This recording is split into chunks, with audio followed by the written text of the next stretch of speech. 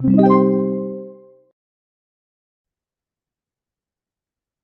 so as you can see on your screen, you're given a situation. A rectangular reinforced concrete beam has the following properties. The dimension is 500 by 800. The effective cover is 75 millimeters.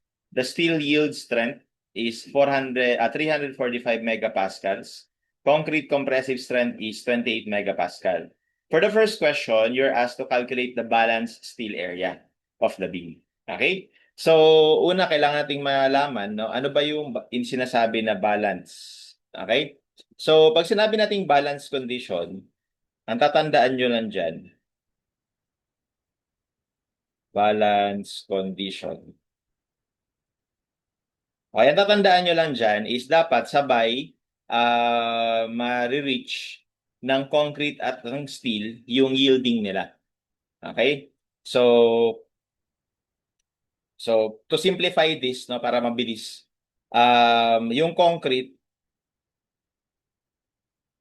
kailangan niyang ma-reach yung strain na 0.003, which is default naman kapag nag-design tayo ng concrete. Tapos yung steel, or to be more specific, no, tension steel, kailangan niyang ma-reach yung yield strength niya or yield strain niya. Okay? Which is equals to Fy over Es. Okay? So meaning kapag meron tayo nung rectangular section or kahit anong section pa yan, doesn't matter, at tinignan natin yung strain diagram, ang magiging itsura ng strain diagram dapat ay ganito. Ganyan, no? Na kung saan, ito yung concrete strain, 0.003. Ito naman yung tension steel strain, which is equal to the yield strain.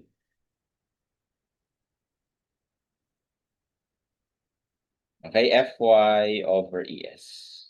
Okay? So kapag na-reach natin yung condition na yan, ibig sabihin, yung depth dito,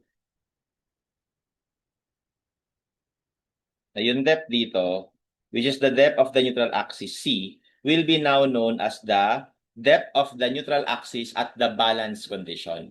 Okay? So ganun lang yon. And then, of course, we know that this depth is our effective depth. Okay? And then from there, we can notice that this triangle can be similar to this triangle. Kapag in-extend ko to, dito, ayan, so similar sila. Okay? And pwede na natin ditong ma-derive kung ano ba yung depth ng neutral axis at balance condition. So, bali, di-derive natin to. Okay? So, for the yellow triangle, we have C balance divided by 0.003. And for the blue triangle, that is D, yun yung depth, over.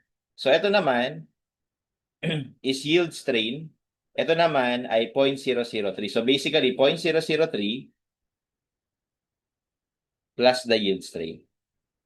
So, ganyan. O di kaya, palitan ko na yung yield strain para mas mabilis ng Fy over Es. Ayan. Okay? And from here, we can derive that the depth of the neutral axis at the balance condition is basically 0.003 d over 0.003 plus Fy over Es. Okay? Ngayon, we can further simplify this because we know that Es or the modulus of elasticity of steel is 200,000 MPa, di ba? So, mangyayari kapag sinabshoot mo dito ay 200,000, ang mangyayari dyan is ganito. So, 0.003D over. So, kapag kinuha natin tong common denominator dito na ES, magkakaroon ito ng 0.003 ES plus Fy. Tapos ito aangat doon. Diba? So, mamumultiply siya sa taas. So, pag minultiply mo tong 0.003 ng 200,000, ang magiging result ay 600. So, ito rin, magiging 600. So, therefore, yung C balance natin will also be equivalent to 600D over 600 plus F1. Yung iba, ito yung kinakabisado or yan yung memorize, no? But anyway, kung nakalimutan mo man, just make sure that wag mo tong kakalimutan. Ang ibig sabihin ng balance condition is yung strain ng concrete ay 0.003 simultaneously reaching the strain of the steel at yield condition. Okay? Kumbaga, parang sabay yung crushing ng concrete at yung yielding ng steel. Yun yung balance condition. Okay? So, bakit importanteng malaman ito? So, kasi para makuha natin yung balance steel area, kakailanganin natin basically equate lang yung tension na ipoproduce na to, no? And then, di ba, dito meron tayong depth of compression block, di ba? Yung A balance. Okay? So, di ba, meron din itong force na equally na i-apply dun sa section, which is compression naman. So dito, pag meron ka na nung C balance, then you can calculate for the A balance, and eventually you can calculate for C. And then C equals T, you can solve for the area. Kasi meron ka na nung value ng C. Kasi kompleto naman na yung given. Okay? So, gawin natin yun. So, una, gawin natin yung, kunin muna natin yung C balance. So, ang C balance ay 600. Ang effective depth na binigay guys ay actually wala pa. So meron lang overall depth. So dito, from this overall depth, so let me just draw the ano ha. I-drawing ko lang muna yung section pala. Ito yung section sa number 1.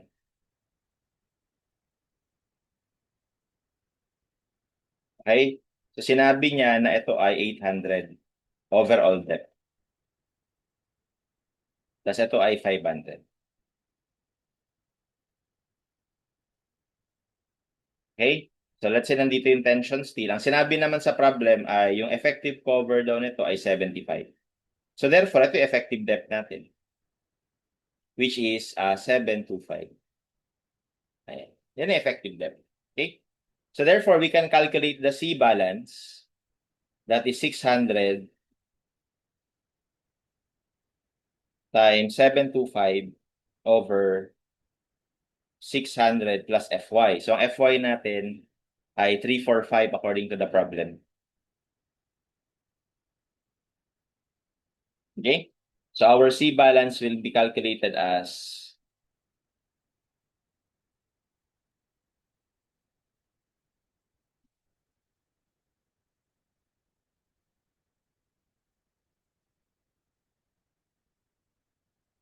okay, so 460.317 millimeters. And then we can calculate our A balance. So this is just beta 1 times C balance, no? So sa problem na to, ang binigay na FC prime ay 28. So therefore, itong beta 1 na to is 0.85 kasi yung FC prime natin ay less than or equal to 28. Okay? So times 0.85. So that is our A. Na-store ko na sa A. So 391.27.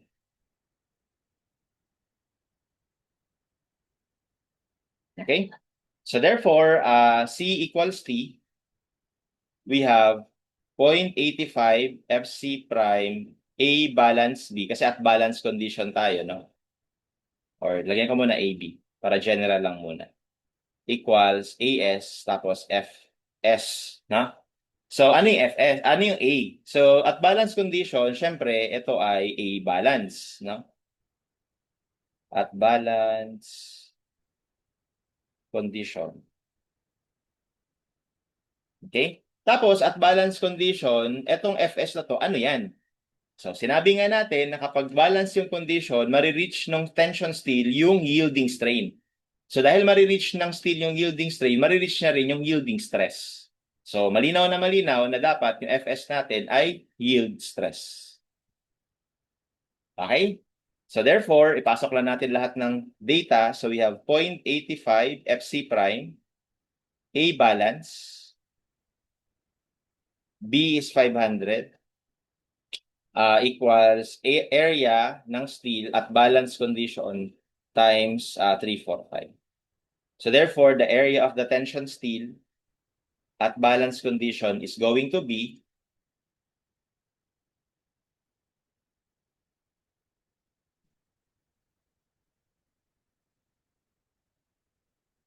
okay, so 13,495.97.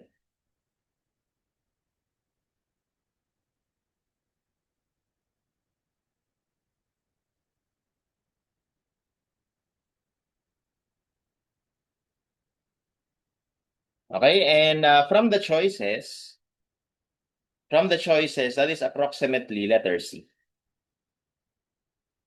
Okay, so that's how we determine or analyze balance condition. Okay, next for number 2. If the beam is cast with provision of 250 by 500 mm hollow core located concentrically, calculate the maximum design moment in kilonewton meter. So dito sort of like investigation yung problem sa 2. Kaya lang, 'di ba, hinahanap design moment. Kaya lang you might think of this na parang may kulang sa given kasi pagka naghahanap tayo ng design moment, kadalasan dapat kumpleto yung reinforcement ng beam, di ba? Pero kailangan nyo lang basahin maigi. Ang tinatanong sa atin ay maximum design moment. So, ibig sabihin, ang tinutukoy niya dito is at maximum condition. So, ibig sabihin, ang tinutukoy niya dyan is yung design moment kapag maximum yung steel area. Okay? Tapos binigyan tayo dito ng raw max. Alright? So, binigyan naman tayo ng raw maximum. So, ibig sabihin, gamitin natin to, no? Well, kahit hindi ito given, kahit hindi, kaya naman natin computin yung Romax, di ba?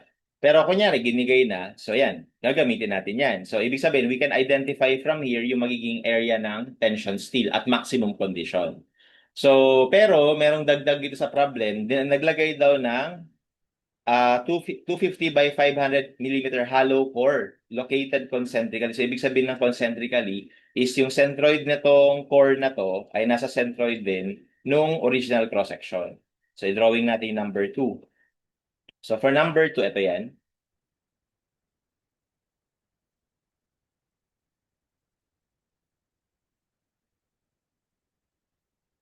Ayan. Tapos, kunwari, ito yung hollow core.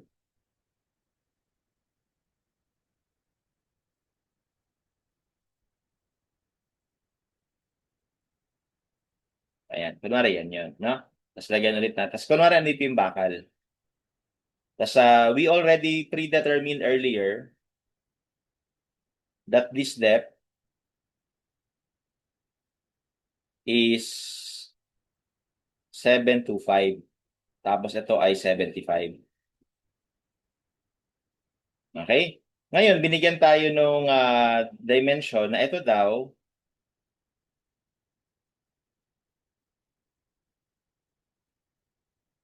kabila na lang. Ito daw 500.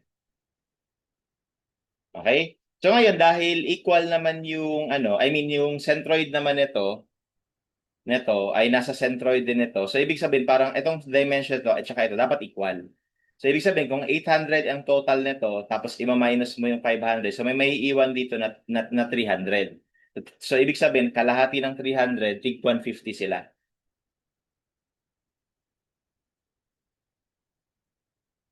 Ayan. Okay? And then also we know that this is 500. And we know that this is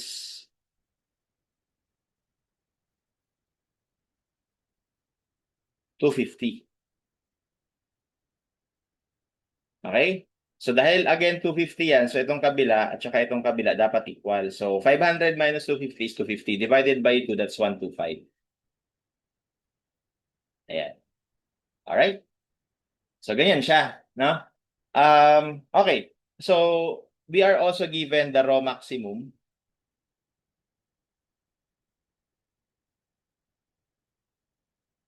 Na 0.0212.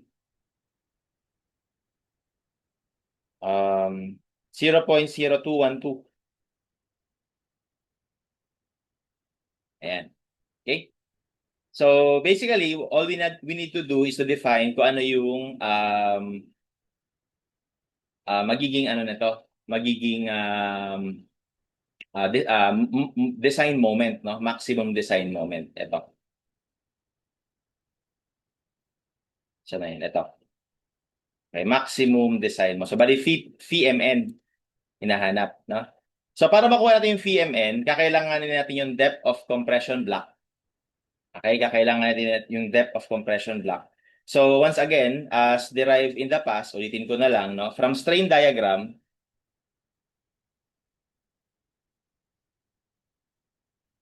okay, so, di ba alam natin,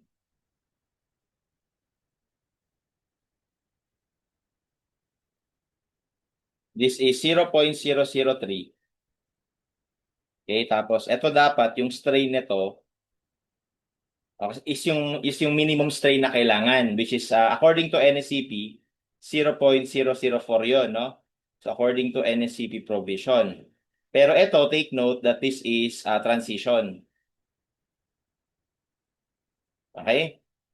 Ginagamit natin 0.005 kapag gusto natin ay tension controlled. So parang nilalakihan natin ng kaunti yung specified by NSCP. Okay? So ang tanong ngayon, dahil binigyan ako ng raw max, so bali guys, ito ngayon ano natin ha, bali ito yung C-max natin. Okay? Tapos 'di ba kapag ito yung ito yung ginamit natin, yung C-max natin ay magiging 3/7D. Kapag ito ang ginamit natin, yung C-max natin ay magiging 3/8D. Okay? So, ang tanong, alin dyan ang gagamitin? Ang sabi ko nga sa inyo, pag wala namang binanggit, automatic, ito dapat ang gagamitin, yung nakalagay talaga sa NSCP. Kaya lang, may binigay kasi dito na ROMAX. Okay? So, based on our previous derivation, kapag ito yung naging CMAX natin, pag ito yung naging CMAX natin, okay, ang magiging formula ng ROMAX natin ay also,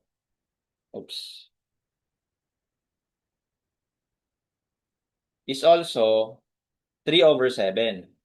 3/7, 0.85 FC prime beta 1 over Fy, provided na single layer, no? Kapag naman ito yung Cmax natin, ang magiging formula ng Romax, ganyan din, pero 3/8.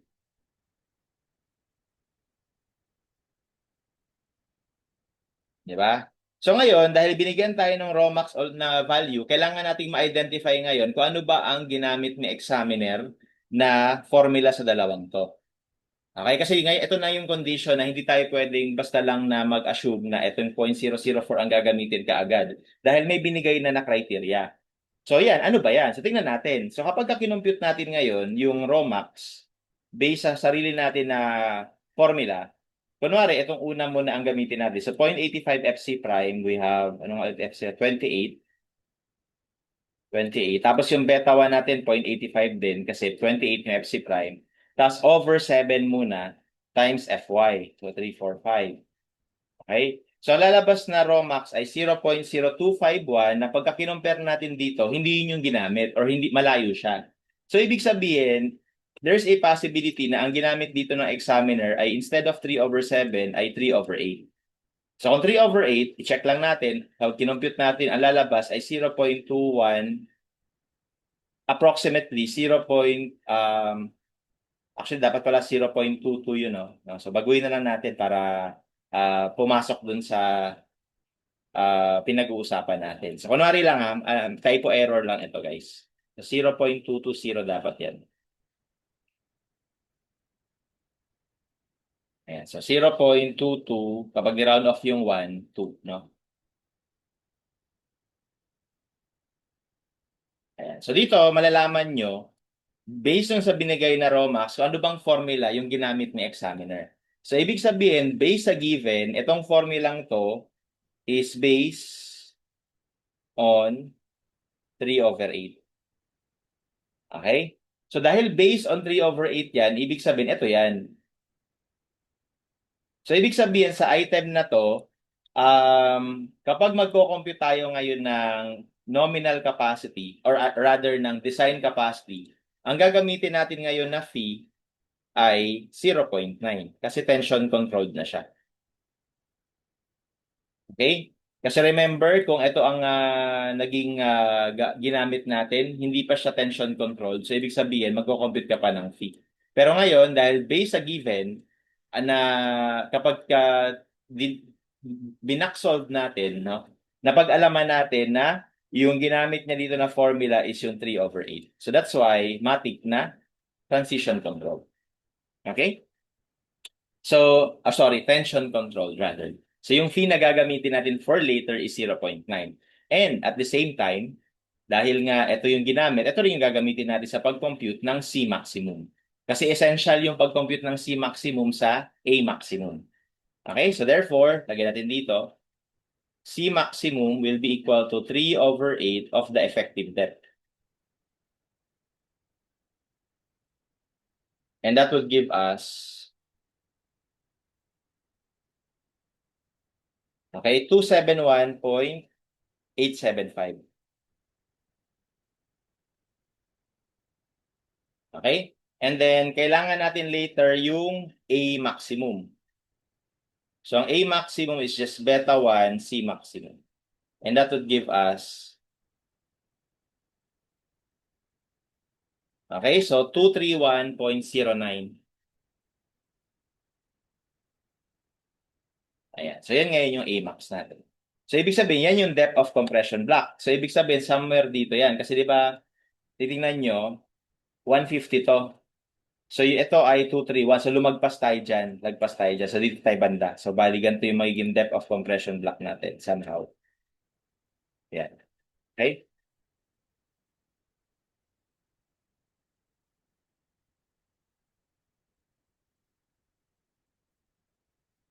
Okay? So, ibig sabihin ganito. Di ba pag magko-compute tayo ng nominal moment, yung area na to will be the area of the compression, concrete in compression, and then ito naman yung T, in tension. So, one way we can do this is by first identifying that yung area na to, hindi na siya pure na rectangle. It is already parang ganito yung shape niya. So, ibig sabihin, yung location ng C ay wala na sa A/2. So, ano nang gagawin? So, pwede, may option ka dito na pag nahatiin yan, pwede mong hatiin ng ganito, tapos itong nasa loob, or pwede mong hatiin ng ganito. Okay? So, ako, ang gagawin ko, hatiin ko na lang ng ganito. Bali, ito yung isang area. So, ito naman yung isa pang area. So, bali, dalawa to, no? Yan. Okay, such that, meron ngayon ditong T, di ba? Tapos ito naman, mayroong C. Pero yung C natin, i-breakdown natin sa dalawa.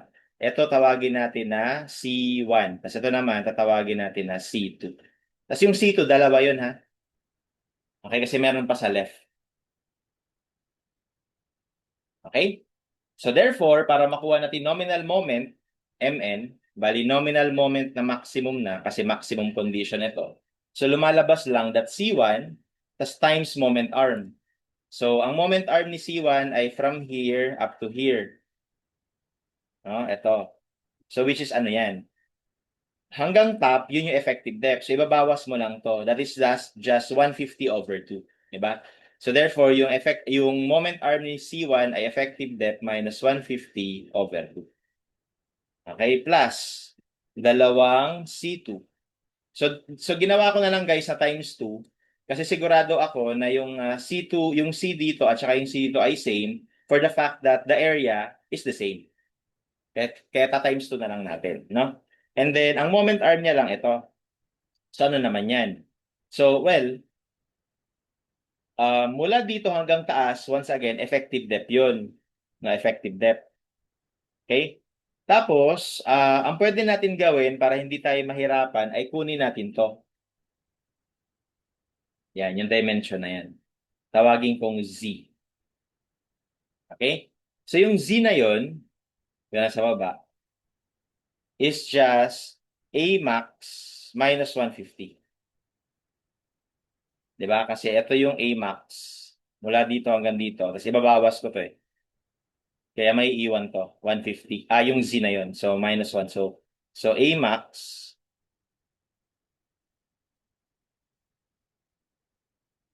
minus 150.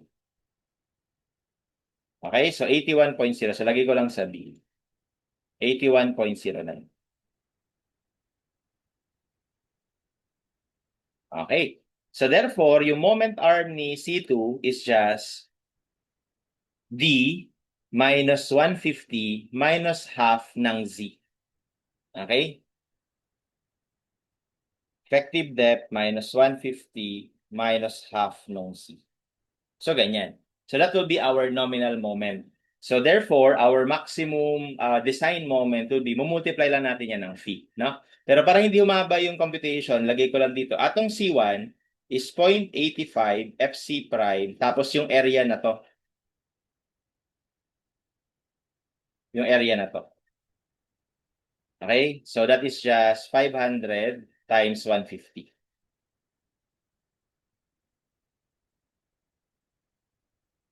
Okay? Tapos yung C2 naman is 0.85 FC prime. Tapos yung area naman ng C2 ay ito, area nito. So that is ito, which is 125 times Z, which is itong 81.09.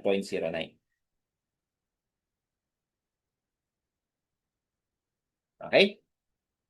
So that is our maximum nominal moment. Idiretso ko na sa calculator.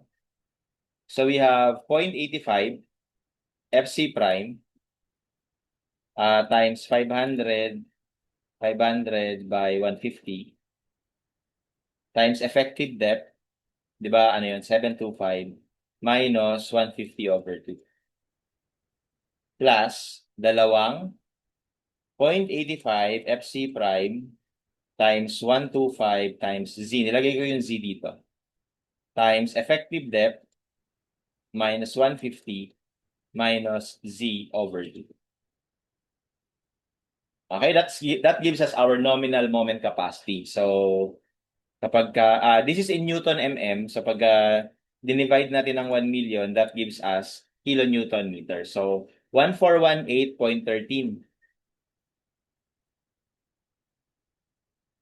kilonewton meter. Okay, kaya lang guys, nominal pa lang yan. Ang tinatanong sa atin ay design. So, ibig sabihin, factored. So, once again, na-establish ko na kanina na dahil na-prove natin na based sa binigay na Romax ay naka-base yun sa 3/8. So, therefore, tension-controlled na yung design na pinapagamit sa item na to. So, therefore, yung fee na dapat natin gamitin ay 0.9. So, therefore, our fee MN max is 1276.32.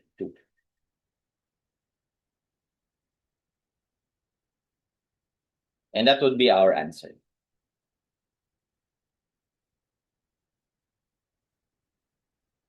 Okay? So, that is letter B. Now, you might ask, Sir, bakit ganit ang ginawa mo? Hindi ba mas madali kung ang pinaikot na lang natin is yung T? Kasi nag-iisa lang siya. Tapos, total, meron naman tayong Romax, kukunin na lang natin yung AS max nito. That is valid, na makukuha mo nga AS max. So, therefore, yung T natin, lagay ko na dito sa baba, no? So, parang lumalabas, yung T natin ay AS max FY. Tapos yung AS max natin ay Rho max BD. Ganyan. Na pwede naman yan. Kaya lang, ang magiging problema natin dyan, guys, ay hindi natin alam kung saan tayo mag-moment dito. Kasi diba, pagka yung T yung papaikutin, kailangan alam mo kung saan ka mag-moment dito. Kasi diba, ang nangyari, yung C natin nahati sa dalawa.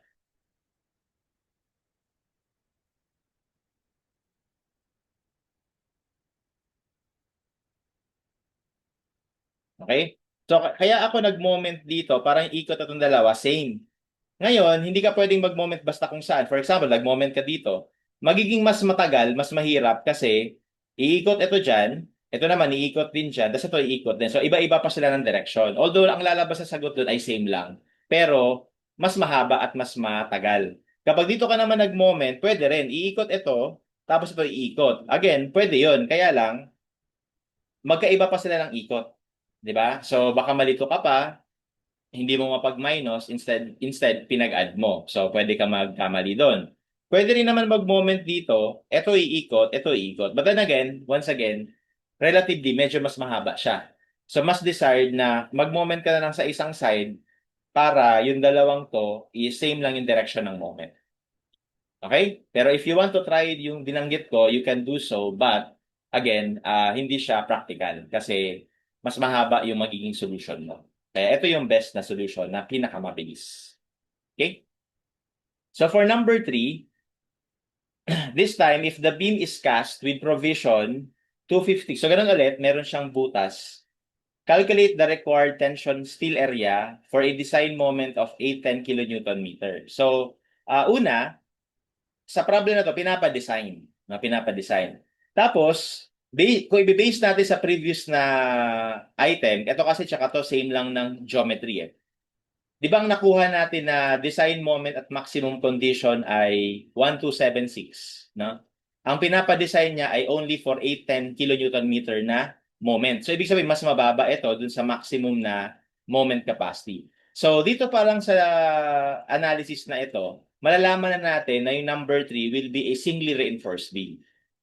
Okay? Kasi, mas mababa yung kinakailangan mong i-resist na moment kumpara doon sa pinakamalaking moment na pwede niyang ma-achieve na singly reinforced pa rin siya. Okay? Kasi ito yun, di ba? Hanggang dito, kumbaga, para maging singly reinforced siya. Pag lumagpas ka dyan, ang mangyayari na, yung A mo, lalagpas na ng A maximum. Yung A yung A mo na masusol, lalagpas na dito. Kaya kapag ganun, doble reinforced ka na. Okay? But anyway, for number 3, same figure.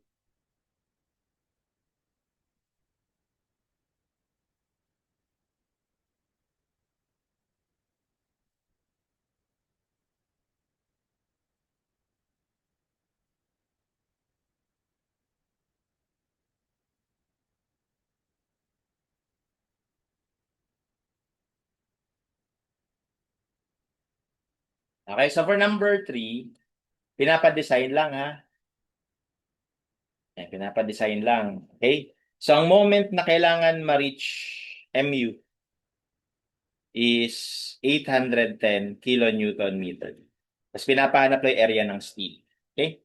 So para mahanap yung area ng steel, pag nagde-design, lagi kong ginagawa automatic ay MU is equal to VMN. Equate mo na kagad yan. Okay? Ang problema lang ngayon, dahil hindi siya rectangular, hindi tayo sigurado kung yung depth by ng compression block is hanggang dito lang sa part na to or lalagpas siya hanggang dito. Okay? So, ang gagawin ko, mag-a-assume na lang muna ako. Kasi magiging magkaiba yung computation ng MN kapag hanggang dito siya at saka hanggang dito lang. Kasi kung hanggang dito lang, parang rectangular lang siya kasi isa lang yung area mo. Pero pag lumagpas ka dito sa A, magkakaroon ka ngayon ng parang tatlong area. 'Di ba? So para lang mas simple, i-assume ko na yung magiging depth of compression block ay mas mababa sa 150. Ibig sabihin nandito lang. Okay, at kapag ganun ang assumption natin, edi mangyayari, nandito lang yung depth of compression block, no? Ayan. Yan lang yung A natin. Okay? So ito lang yung C natin. Okay? Tapos ang magiging moment arm mula sa T will just be D minus A over T. Kasi 'di ba A ito. So half nung A yung nasa taas, so yun yung magiging moment arm. So therefore, yung magiging MN natin dito will be C times D minus A over 2 kapag nag-moment ka dito sa T. Okay? So, once again, itong C na to will be 0.85 FC prime times this area. Okay? So, gawin natin. So, MU is equal to phi 0.85 FC prime, in this case, A times B lang, D minus A over 2. Okay, so substitute natin yung mga given. So we have 810 million equals, pinapagamit nga pala guys sa item na to, for fee ay 0.9 na daw. Okay? Pero again, kapag wala namang binanggit at nagde-design ka, mas desirable na yung fee mo, 0.9 na, kasi ang desirable na or ang ideal na design ng cross-section ay under-reinforced na tension control. Okay? So 0.9, 0.85, FC prime. Sa case na to, yung FC prime ay 30. Sorry, 28 pala. Okay, yung B natin dito is 500. Kaya again highlight ko lang. Ito is representing the area of this. Okay? And then effective depth is 725 minus, sorry. AB pala, AB. May A pa pala dito. AB. Ayan. So again, ito yung area nito. Okay, so D is 725 minus A over 2. So ang una natin kailangan isolve is yung depth of compression block.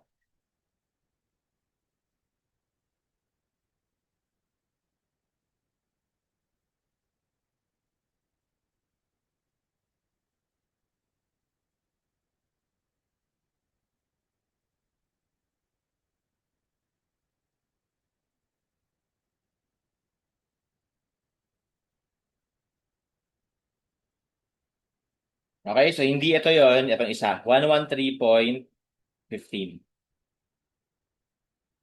Okay? So una, nag-assume tayo dito. 'Di ba? Ang in-assume natin is less than 150. At lumabas dito, nag-less than 150 nga. So ibig sabihin, correct assumption. So ibig sabihin, ipagpapatuloy natin 'to. Pangalawa, kailangan din natin 'tong i-check against AMAX para masigurado na singly reinforced lang yung design. Eh di ba from earlier, yung AMAX natin, we already solved that to be 231.09.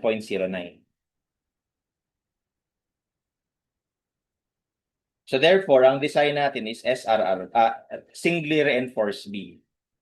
Singly reinforced. Okay?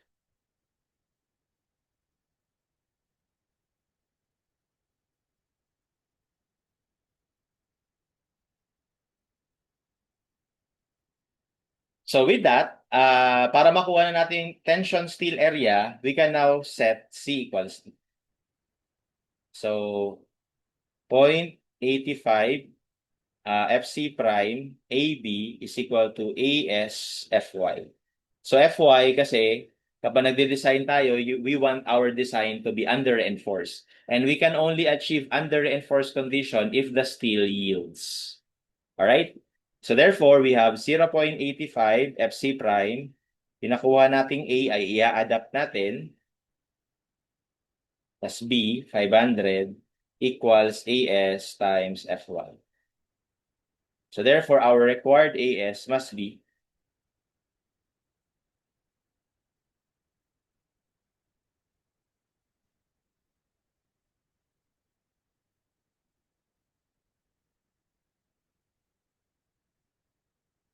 okay, so 3902.86. Okay? And then, dapat i-check mo pa yan sa minimum. Pero sigurado ako, mas malaki to sa minimum, no? Kasi ang laki niyan eh. So, AS minimum, di ba? 1.4 over FY times BD.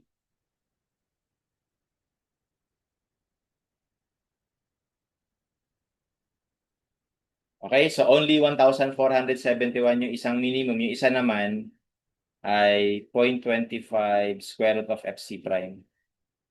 Ayan, so mag-govern ito. 147. So mas mababa siya. I mean, mas malaki siya. So mas malaki ito, so okay. So therefore, i-adapt natin to. Okay? So our answer here would be letters. Okay? And that's how we solve this problem.